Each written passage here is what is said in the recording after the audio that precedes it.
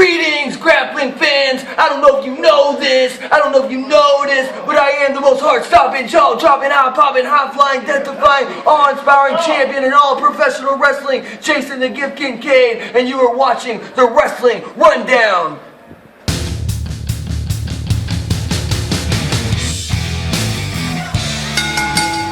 What's up, guys? We want to thank Jason Kincaid once again. You can follow him at Twitter at Gift Kincaid for that intro video. We have him a couple times on our results this week, so we figured we'd use that intro once again.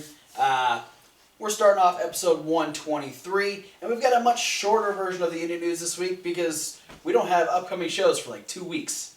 Yeah. So we're gonna be quiet. We're gonna be talking very results heavy with a couple of news stories. So let's kick it off with surprise results.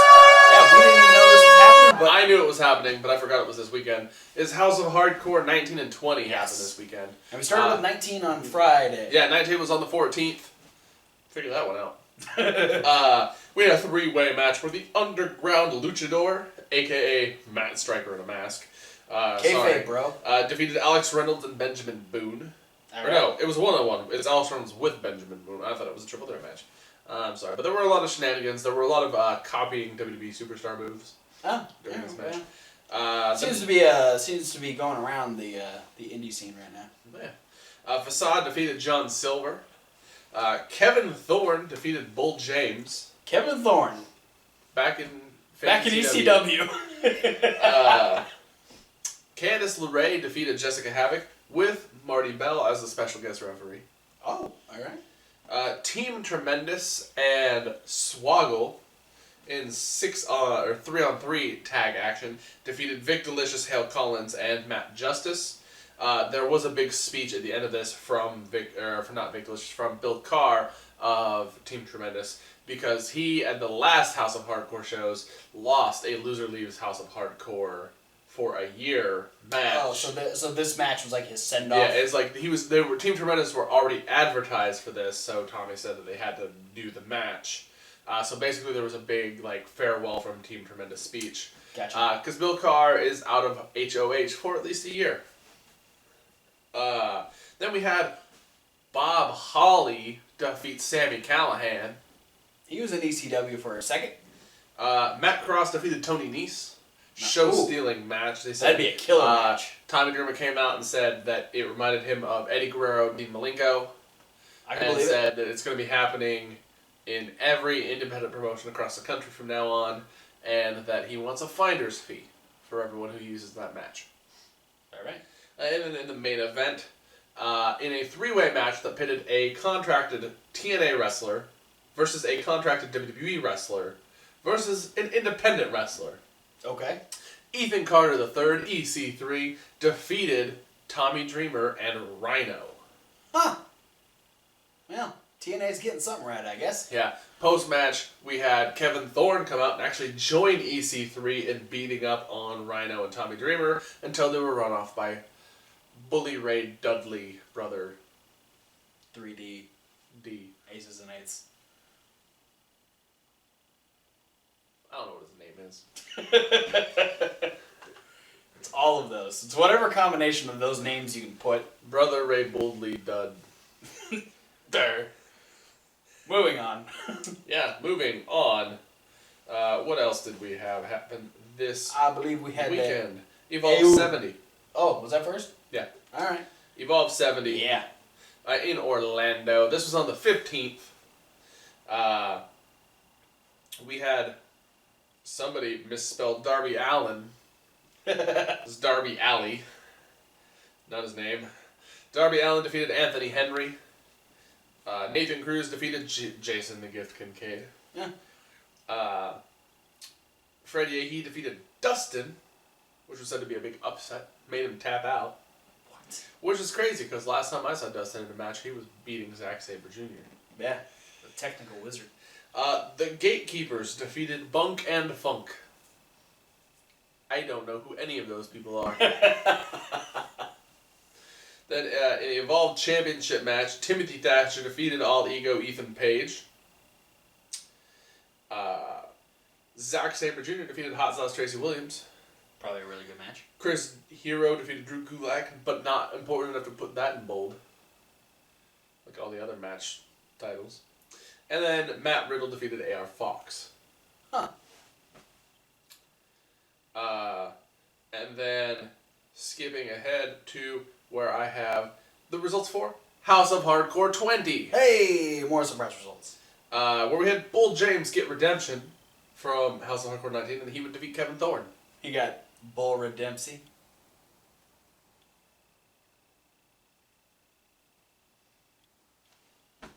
No? Alright. Chris LaRusso defeated Facade to win the vacant IWC Super Indie Championship. Super indie. Yeah, it's like indie with a cape. It's so indie. It's like indie with a cape on. Alex Reynolds defeated John Silver and Dan Barry in a three-way match. Dan Barry wrestling without Bill Carr. Hardcore Holly defeated EC3. Oh, TNA back at the bottom of the pile. I would have loved to see that, to be honest. Team LaBar defeated Team IWC in a 6-man tag? Yeah. Yeah, because this was IWC Presents Yeah. House of Hardcore 20. Tony Nese defeated Matt Cross. Match so nice they did it twice. Why not? Give him what they want. Tommy Dreamer, Swoggle, and Candice LeRae Oh, God. defeated Braxton Sutter, Allie, and Jessica Havoc.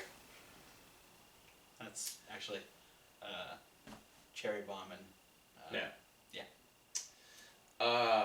Rhino defeated Sami Callihan in what will be his last match outside of WWE. As now he's going to be fully contracted to WWE. Oh, wow. Okay.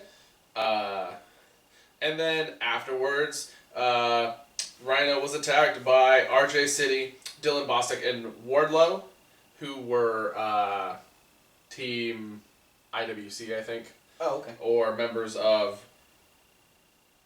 Actually, it was Team LaBar. Oh, okay. Team IWC. And then guess what? Bubba Ray Dudley came out and saved him again. What? And that was the main event. All right. Moving right along.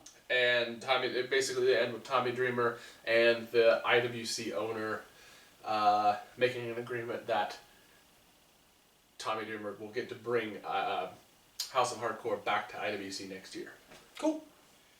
People helping people. It's always good. It is good. Better than people not helping people. Especially in the wrestling world. Because that's rude. Yeah. If you don't help people. Fucked up. Unless they don't deserve it. Yeah. Fuck you, Sheamus. What else? You don't deserve my help. AIW Season of the Witch Hey, this is where... was also on the 15th. This is where all those new names get to go at each other. Yeah. We open with Daniel... I was going to say Daniel Doctor... No, it's Dr. Daniel C. Rockingham defeated Man Scout Jake Manning. AIW trumps out $5 wrestling once again. Yeah. Frankie Lynn defeated Philly Collins. I wanted to make a Phil Collins joke, but none could come up to my head fast enough. Weird World defeated Garrison King and PB Smooth. Dominic Guarini defeated Ryan Kaplan. Laredo Kid defeated Gringo Loco and Triton in the three-way match. And Rex Brody defeated Brian Carson. Then in the AIW Intense title match, Alex Daniels defeated Eric Ryan. All right. And in what I assumed was the main event, and it was Raymond Rowe defeated Jeff Cobb. Hashtag house fight. That's what happened on Saturday. Hey. You know what else happened? I think I know. There's a little show. It's a little You show. might have heard of it. It's called Ring of Honor. It's on TV a couple times a week. Yeah. They play it on Saturdays at some local cable channels, and then they play it on Wednesdays on... Comment. Yeah, that one. So for those of you that don't want to get spoiled for what's going to happen this Wednesday on Comment, There's a time down below that I'm indicating with my milkshake. It'll Yeah, that's right. I'm drinking it'll a click milkshake. you forward into the results where you get the results for Evolve 71. You can skip straight to that. But if you want to stick around, let's talk about Ring of Honor, where we're talking about all stuff post All-Star Extravaganza. We had a big in-ring promo from the Bullet Club. We had the Young Bucks. We had Hangman Page, and we had Adam Cole, baby. Adam Cole talking about how not only did he retain his championship, not only did the Young Bucks win the ROH Tag Team titles, It's all but true. since this whole situation that Hangman Page had with Kyle O'Reilly taking out his shoulder, this is apparently directing him towards a possible television title shot. And there's going to be some form of the Bullet Club in the Trios Championship tournament, to where Bullet Club's going to be taking all the ROH gold. That is their current focus right now. That is their plan. They're going to have all the gold and all the power. I bet it's like Gorillas of Destiny and Bad Luck.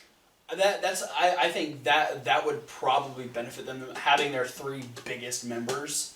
I think that would be brilliant. And then on top of that, if they can do that within, by the time Final Battle happens, the next month Kenny Omega's getting his title shot since he won the G1 Climax. So if he What can, is Gorillas of Destiny and Kenny Omega? I don't think so. That would be a hard team to beat. You know what? Depending on what he's doing over in Japan, it might be Yujiro Takahashi also. What if it's Takahashi, Bad Luck Fale, and Captain Bullet Club? And it's Bone Soldier. That one. But our first match. I refuse to call him anything other than Captain Bullet Club. Just because you want that to be his name, so you're He was right. Captain New Japan. He needs to be Captain Bullet Club. Well, if he was Captain New Japan, he was like a superhero. Now he's following orders, so he would be a soldier. Captain Soldier Bullet Club. Moving on. So I talked about last week Silas Young saying that he's going to be getting a shot at the ROH Championship. It's because he won the Honor Rumble a couple months ago. Oh, okay, yeah. He did that. Which actually did have an appearance from Bull James, a.k.a. Bull Dempsey. It was him and Jay Lethal were 1 and 2, and they went all the way to the end with Silas Young picking up the win, so he does get an eventual shot at Adam Cole. Adam Cole has 3 upcoming matches defending his championship. He's got Silas Young, he's got another match against Jay Lethal, and a match against Kyle O'Reilly. Yeah. So he's got a hell of track to get through if he wants to remain champion going into Final Battle. When you're in Ring of Honor and you have a championship in Ring of Honor, no matter which title it is, Tag Team, Television Championship, soon to be Trios Championship. Yeah. 6-man tag team titles, whatever you want to call them. There's never going to be a lack of people directly in line right behind you, ready to take your spot. And there's a ton of people that are fully capable of taking those titles from you. But our first match of the night, we had a tag team match. Holy crap, hashtag Haas fight. War Machine versus Limitless Keith Lee and Notorious Shane Taylor. These guys, oh my god, this was, Lee and Taylor have constantly been the ones to come out victorious. So this was something that War Machine needed to win. Yeah. It didn't even start in the ring. It was immediate. They were as Lee and Taylor were coming up, Rowe and Hanson both dove to the outside, taking them out immediately. Just unbelievable action from these 4 gigantic dudes. And it might have, the whole idea is this whole thing started as a beef between 2 of them. Yeah, it was between Taylor and Rowe because they were both in an indie company together. And let's just say, it's spread like a plague. Yeah. And Lee and Hanson are now both kind of in this thing. Oh, yeah. Up to their necks. And they ready have to go. They have almost just as much hatred for each other just because Lee and Taylor came in and immediately gunned for and took down War Machine. Yeah. So if you haven't seen it, be sure to watch it this Wednesday because this match is insane. But War Machine did end up picking up the win. Keith Lee was going for a moonsault on Hanson. Hanson ends up moving. Smart.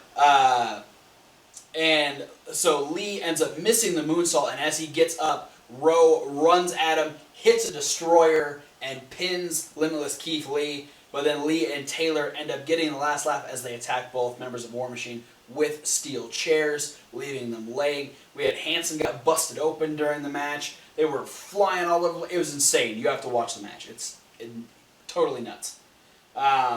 Then we had another first round match in the 6-man tag titles tournament where we had the team of Leo St. Giovanni, Shaheem Ali, and Jason the Gift Kincaid taking on the Cabinet. Where Who was Kincaid's partners? Space that out. Leo St. Giovanni and Shaheem Ali. This is pretty much team top prospect. All three guys were the top prospect. Guys who didn't win. Yeah. But Kincaid was absolutely the star of this match. This guy, he's insane. I'm gonna be real here. I've met Kincaid. Yeah. Obviously, that's where we got the video Yeah. open from. When you see this guy, you don't really expect a lot. No, He's not a guy that looks like a guy who's going to go above and beyond, or a guy who looks like he's going to come up with something super impressive. But the guy can go and comes up with some of the damnedest moves I've ever seen. like doing a flipping cutter through the ropes to a guy who's kneeling on the outside. And then we also had Leo St. Giovanni and Jason Kincaid at opposite corners hitting coast-to-coast drop kicks as Shaheem Ali did a running drop kick across the corner to, I believe, Kenny King, or it was Caprice Coleman. It was insane. The double coast-to-coast with the drop kick, that's not a triple drop kick you want to be on the receiving end of because that's going to hurt like hell. But the Cabinet ends up picking up the win when a jawbreaker from Rhett Titus on Shaheem Ali ends up turning into a sky splitter from Caprice Coleman, and the Cabinet moves forward to the second round. God damn it, Shaheem. Fucking everything up for everybody. Why are you getting your jaw broke? And then in the main event, we had Jay Lethal going against Silas Young. You know, both of them, trying to get a little bit more momentum on their side as they head towards their respective title matches. We did have Adam Cole at. Did they have dates set for their respective title matches? No. See, I think this is a good moment. Is if you and another guy are both right in front of the line, winning this match might give management the idea to give you the first go. Yeah, I'm pretty sure that Silas Young is probably the last one because his goal is to be the champion going into Final Battle. So I'm pretty sure I believe, if I'm not mistaken, it's going to be Jay Lethal, Kyle O'Reilly, and then Silas Young. But I don't know actual dates for it. You can check ROH Wrestling down in the description for that. But yeah, Jay Lethal, Silas Young going at each other. This was the best match I've seen for Silas Young. Of course, it helps that he's going against someone like Jay Lethal. Yeah. Jay Lethal brings out the best in everyone he goes against. Jay Lethal doesn't have very many bad matches. No. And we did have Adam Cole at the commentary table, kind of putting in his 2 cents about the two guys that he's going to end up facing. So Silas ends up hitting a rolling senton and ends up going to the second rope. And so as he's hitting this move, Adam Cole is making his way down to the ring, and Kyle O'Reilly actually attacks him. And so they're fighting on the outside. Kyle ends up jumping up onto the apron while Silas is up on the second rope, and Silas is like, "The hell are you doing?" And so he goes to swipe at Kyle O'Reilly, who's doing his flying knee strike. He ends up missing, and that allows Jay Lethal to capitalize with a roll-up and defeat Silas Young. And then we end up getting, I smell a Four Corners match. Maybe not for the belt, but... That could be the main event of Final Battle. I smell a Four Corners match coming up. So all these guys are getting all up in each other's shenanigans. So Jay Lethal ends up chasing off Silas Young, and then Kyle O'Reilly ends up hitting a brainbuster on Adam Cole, leaving him laying in the middle of the ring. And Silas actually had the championship up there because when Kyle attacked Adam, he actually dropped the title. So Silas is the one that's holding the title up at the end of this whole exchange. So interesting stuff heading into the whatever's going to happen in this championship situation. But that is it for Ring of Honor. I'm going to send it back over to you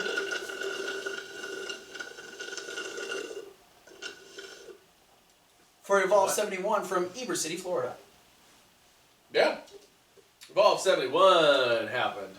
From Beaver on City, Florida. The day that it happened, the 16th. Yeah. Sunday. Sunday. Sunday. Be there. We weren't. We were in Portland, Oregon. Yes.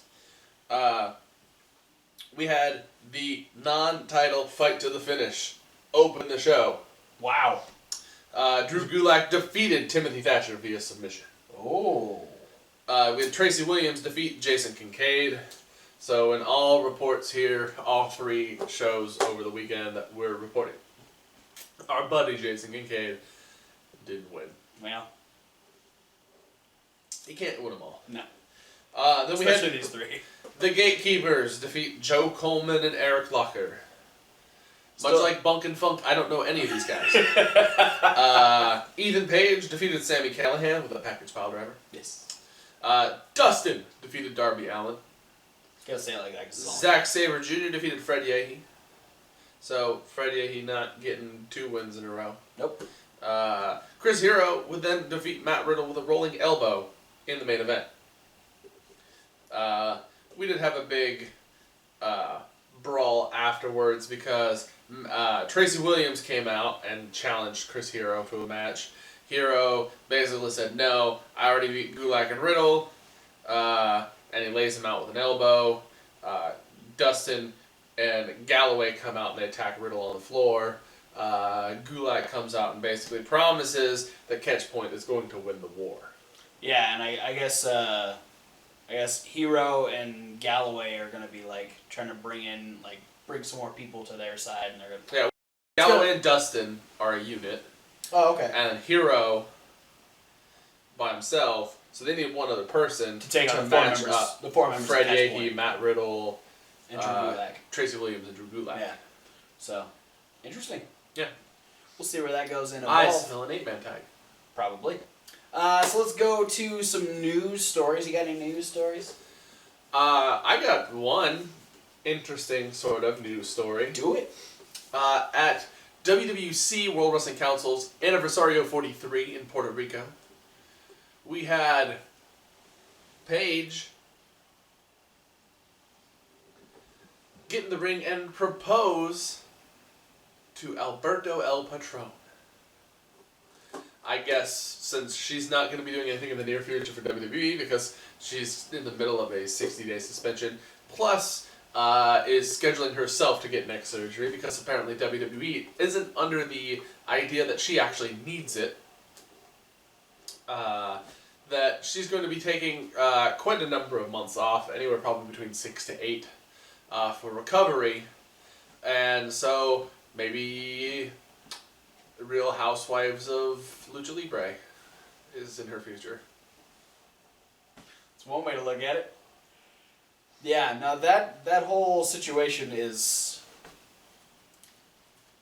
I don't know. I wish them the best of luck. I wish Del Rio the best of luck. I know Paige. I know what he's getting into. Vote for Paige. Sure you do. It's... Yeah, It can be a little daunting at times, let's be real. She's got a tendency to be a little obsessive over things. Yeah. The whole obsessive nature over the Divas Championship when that angle was happening, that wasn't really an angle. That was like AJ thing. legit obsession with being the champion. Yeah. She picks a thing and she holds on to it. One time it was Beanie Babies. Not pretty. You know how hard it is to find Beanie Babies now? Got Amazon, those bitches. Anyway, speaking of... The Princess Diana Beanie Baby with the little tag still on it. The little tag case. You know, they made the little plastic things to put around the heart tags. Nope, I don't. Didn't pay that much attention. So expensive. Luckily she works for WWE, so made way more money than I do. Anyway... Vote for Paige. Speaking of unfortunate career... Paige Del Rio 2016. Speaking of unfortunate career situations, yeah. Matt Sydal was arrested on the 23rd of September for having a liquefied cannabis in his e-cigarette, which is, there's very strict drug laws in Japan. Way more strict than a lot of countries. Which he was there. He was getting ready to defend his never openweight 6-man tag team titles with Ricochet. Which if you watch this when we covered that show, it's Ricochet and Satoshi Kojima. But he ended up. I was wondering when we talked about that match why David Finlay was in there. And it's because David Finlay took Matt Seidel's spot. Yeah. So as of the 13th, he has been convicted. There's no no real word on what his full what the punishment is, but there's a very good chance that this could be the end of his career in Japan. Oh yeah, no, everything as far as drugs and stuff and offenses of any kind against the law are so much more strict over there. Absolutely. And drug offenses in particular, even something as little as that. Yeah. Having a little hash oil or what have you in your, e-cig,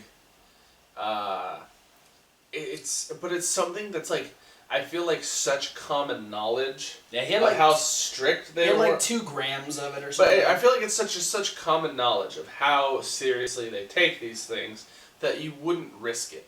Yeah, and it's especially worse for him because him and Ricochet were getting ready because the Super Juniors tag tournament is getting ready to start, and they're technically defending champions. They won last year. Yeah. And so now he's been replaced with David Finlay once again, who is teaming with Ricochet in the tournament. So I mean, that's a lot of like. I'm sure it's not going to affect his situation with Ring of Honor, but hopefully. But you got to think, like, even if that doesn't, sure, you can still wrestle in ROH, you can still wrestle on PWG, but that's a lot of things that you could be missing out on over in Japan. Oh yeah, no, it's gonna if that if that bans Seidel from going back for whatever reason for wrestling or just as not being able to ever travel to Japan again. Yeah. It's a big hit on his wallet. Yeah. Because he's a pretty big star over there. Yeah. It's another sad thing because he also was one of the guys who had a strike on the wellness policy in WWE. Yeah. And it's I mean that's the one thing is like, he had that background, but you'd think he'd be able to, discern what is a good time or a bad time to have something like that on you. Yeah. And obviously in a country that frowns very much upon it, like you said, why would you even risk it? Some people want to risk it for a biscuit. Hopefully Ring of Honor doesn't take as severe of an action towards him. But speaking of Ring of Honor indie guys making their way to the big league, so to speak, Roderick Strong has officially made his debut in NXT. Not sure what type of situation he was starting in, but he was at the recent TV taping, so you should be seeing him in the next 4 to 5 weeks on NXT television. So if you got a chance... It's going to be sooner than that. You think so? Because I'm pretty sure the most recent set of tapings start this week. Oh, okay. So because I think the last week's episode was the last week of the most recent set of tapings. So it'll be within the next 3 or 4 weeks, which they usually do about 3 or 4 TV tapings at a time. So if you have an indie show that you're going to see Roderick Strong on, like in the next couple months, do it, because that's going to be the last time you see him for a while, depending on how well his NXT/WWE run goes. So congratulations to Roderick Strong. I'm excited to see him in NXT because he was one of my favorites in ROH. And knowing that he's going to be down there with people like Nakamura, Samoa Joe, and Austin Aries, amongst all the other WWE guys that are down there, I'm very interested to see how his wrestling style adapts to the WWE style. Yeah. But, I want to, in my head, and I know it's not going to happen because it's a fantasy booking, and in my head, I like to pretend I'm a great booker. But in my head, I just imagined a stable of Roderick Strong, Austin Aries, Bobby Roode, and Mandy Rose feuding with Sanity. Ooh. Like you would, because I mean, if you look at the four of them, they seem like they'd be the exact polar opposites from Sanity. Oh, Like yeah, they're all like well groomed, clean cut, yeah. good looking people who are like could have egos as far as how good they are. Then you have Sanity, who are like four people who look like they give no fucks. They're fucking insane. No, I'm hell if And WWE, book it. if you're listening to it, do it because I think just the idea of that stable though, like you know, I was very standoffish with Mandy Rose, but she's proved her worth in the couple matches she's had. So sure, you know, give her something like that, and you put her with guys like Roddy, Bobby Roode, and Aries. Hell yeah, I'll watch them as a trio. Like fuck yeah, let's do that. So A WWE Trios tournament next year. do it. So then we'll have a trios tournament. We'll have the Cruiserweight Classic, and then we'll have the Dusty Classic. We already have a Trios tournament. Tournaments like a motherfucker in WWE. But yeah, like we said, we have no upcoming shows. So that's it for the indie news. Thanks for watching.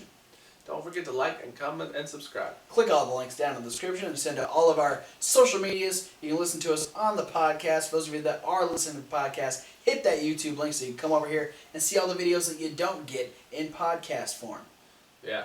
But there's other links down there that are the most important because they're talking about all the people that we just got done talking to you about. Yeah, all the websites to the independent promotions that we like to cover on the show, like ChikaraPro.com, czwrestling.com, ROHWrestling.com, LookMonoFans.com, ProWrestlingGorilla.com. and more. And we want to add Lots more more based on your suggestions. If you've got Facebook, YouTube, Twitter, whatever, if we can find some of their shows, if we can get We regular can watch and assess. if we can get regular upcoming shows from them, we will take a look. If we like what they're putting out there into the wrestling world, If we're picking up what they're putting down. yeah, we'll not only talk about them on a regular basis, but we'll give you a shout out for bringing them to our attention. Absolutely. So, and for all those videos that you, I don't. Do we have any extra videos coming out this week? I think we're just doing our. We got the regular four going on this week. Yeah, we're just doing just doing Hell the in big a four Cell's this still week. too far away to predict. Yeah, so. And it's not the changing of a month, so we're not doing a top five. So you guys in the podcast are lucking out this week. You get everything. But you do want to come over to the YouTubes for our second channel, that being Reasonable Wrestling Fans. That's reasonable with a W. Like wrestling. Because just recently we posted the punishment video for Mr. Kevin Hawk having to consume the ghost pepper hot sauce. And damn it, you've avoided it too long. We're gonna do a reaction to Delete or Decay. I have an excuse. I didn't want to traverse in this nasty ass weather we've been having. Yeah, we've been having a storm here in the Pacific Northwest, so it hasn't been as bad as people were predicting. Yeah, it's not the end of the world, but there's a lot of rain, a lot of wind. It's not Stormageddon. Yeah, no, we will rebuild from that knocked over plastic chair. Yeah. But yeah, that is coming soon, along with all of our unboxing videos, punishment videos, ranting videos, all kinds of YouTuber stuff over there. So, thanks for watching, guys, and we'll see you at whatever video you decide to watch next. Oh my God!